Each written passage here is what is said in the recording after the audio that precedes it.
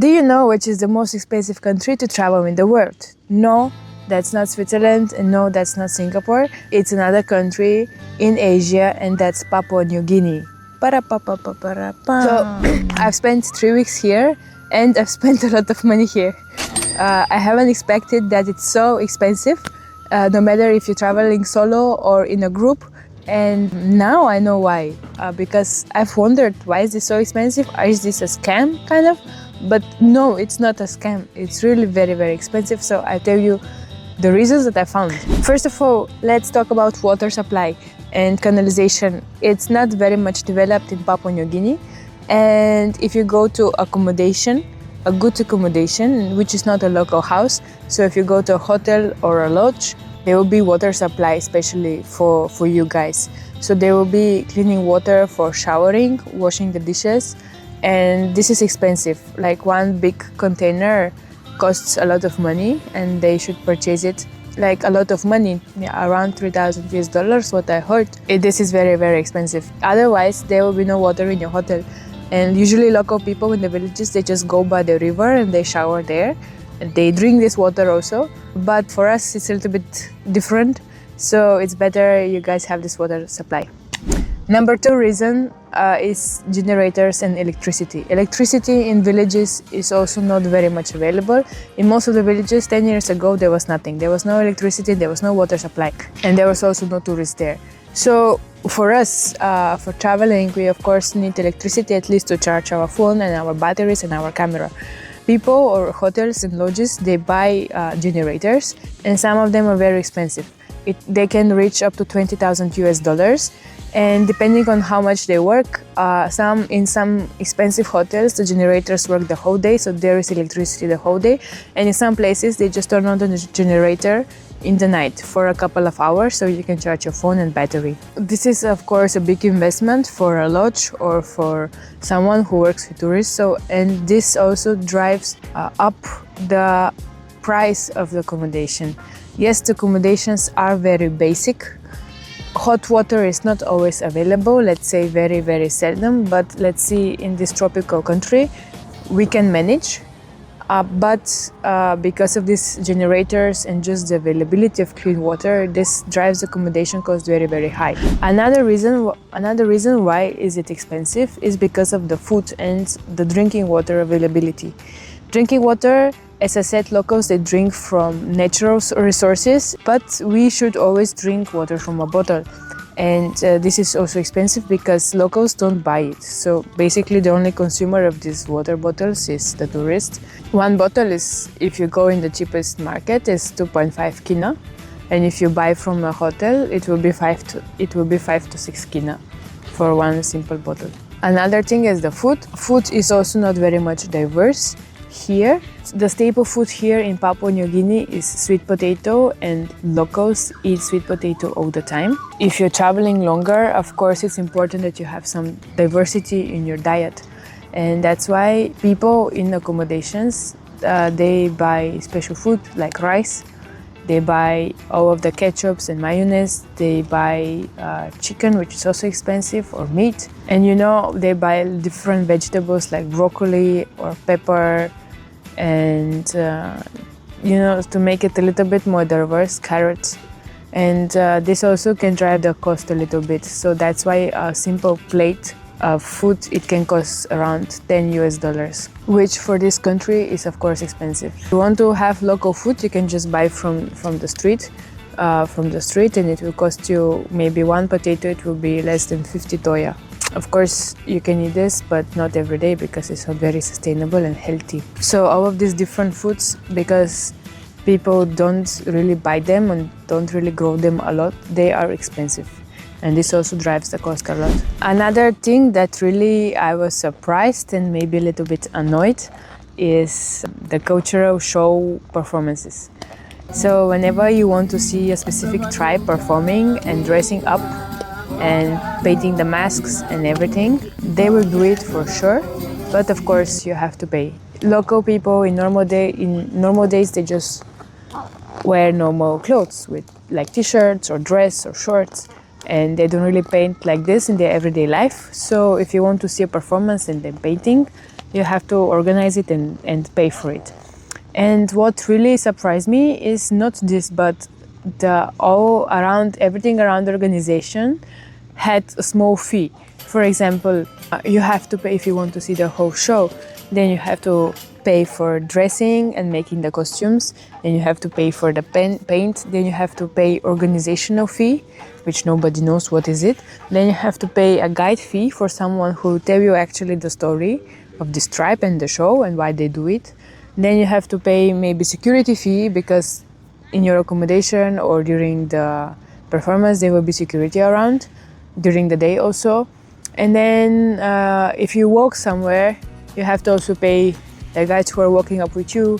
And if you take pictures and if you have professional camera and you want to have a photo session, you also pay for this. So all of these small charges sum up, and in the end, yeah, it's a lot of money you have to pay just for a few minutes show. And if you travel alone, this will be very, very expensive. At least if you travel in a group, the cost is split up. And everything is per person. For example, if there is a guide fee, it will be not just one guide fee. It will be this fee, for example, 50 kina per person. Although it's only one guide and this one guide speaks only once, but everyone has to pay this guide fee.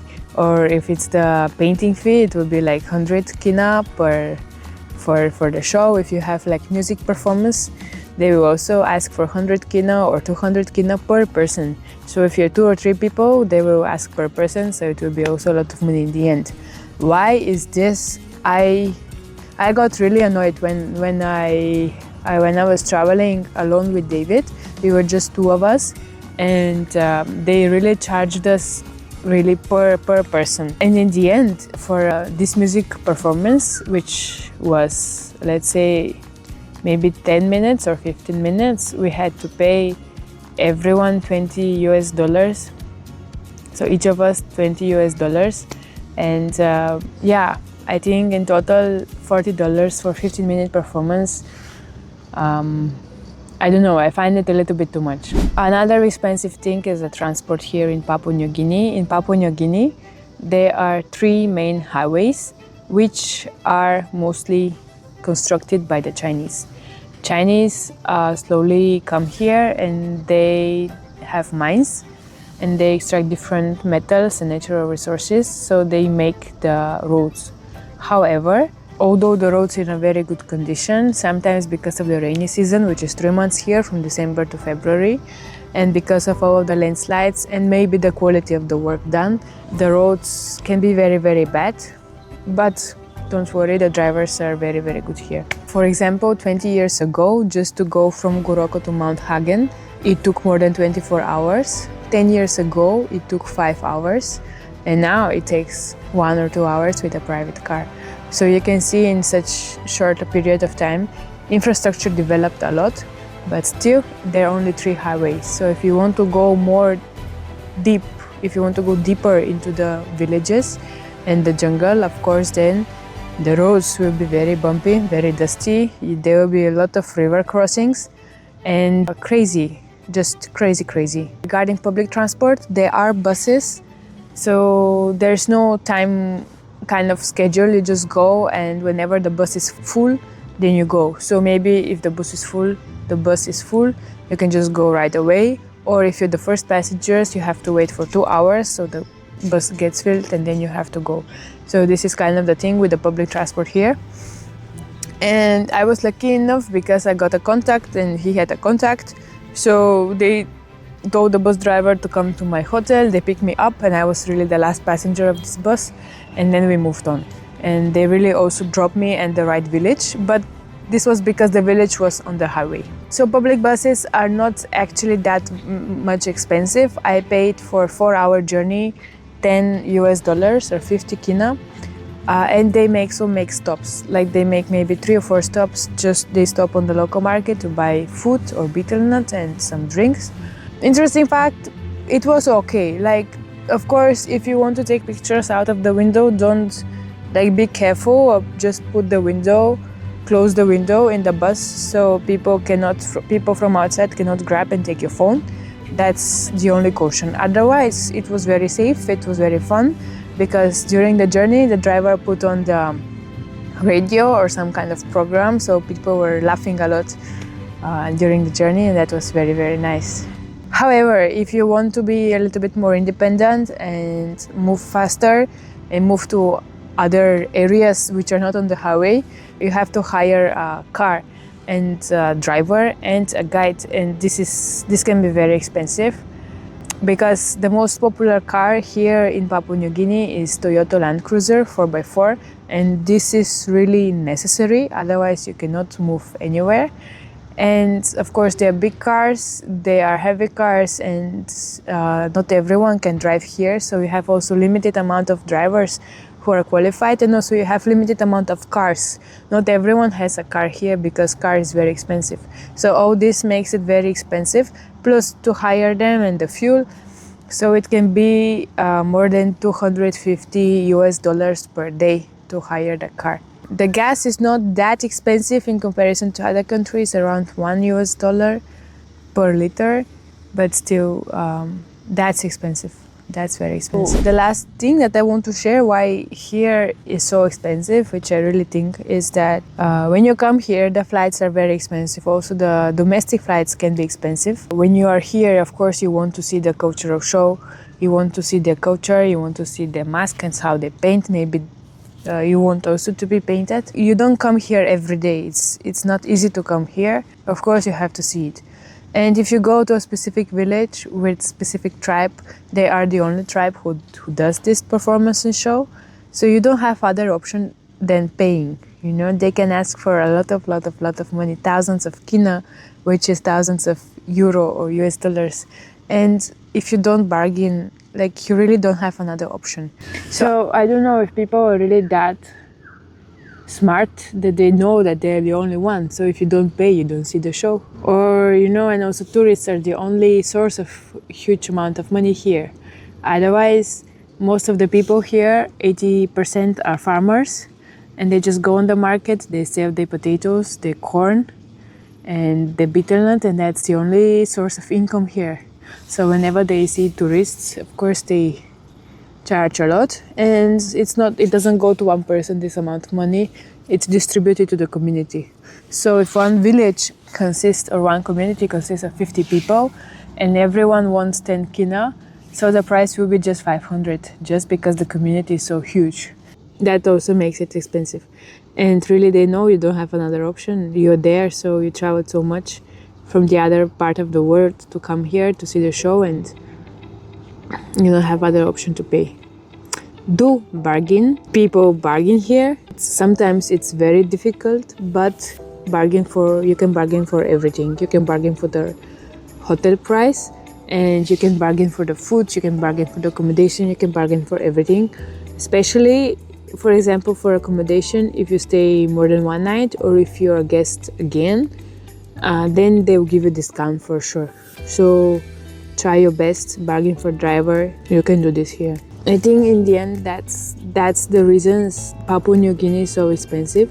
Just the limited amount of everything which is here makes everything super expensive, like water, electricity, food, and drivers, cars, everything is very limited. So when you have no big choice, then everything is expensive. And especially, fun fact, if you go to events like festivals, cultural festivals, when all of the tourists come, then it can get crazy expensive. For example, good hotels for the Guroka show in September, they can get to $800 a night. And people do pay. There are people who pay, and there are not many hotels, so that's why they're just free to pump up the price, of course. And that's why it's expensive. And whenever you want to come here, book in advance. And of course, you can stay in a local house for a couple of days, but again, because of electricity and water and hygiene, I don't think we can stay longer than 1 or 2 or 3 days there. I hope this changes in the future. Papua New Guinea is a beautiful country, it's very rich, you can explore a lot, and I think it's very much underexplored in terms of nature, in terms of biodiversity. Hikes you can do here, in terms of culture you can explore here. And I think in the future it will develop, but it will develop slowly because government is not very supportive. and it's very difficult to make business here. So yeah, that's it. I hope you can still visit the country. It's very, very beautiful and very rich. You learn a lot. You'll be challenged a lot and you learn a lot. That's it.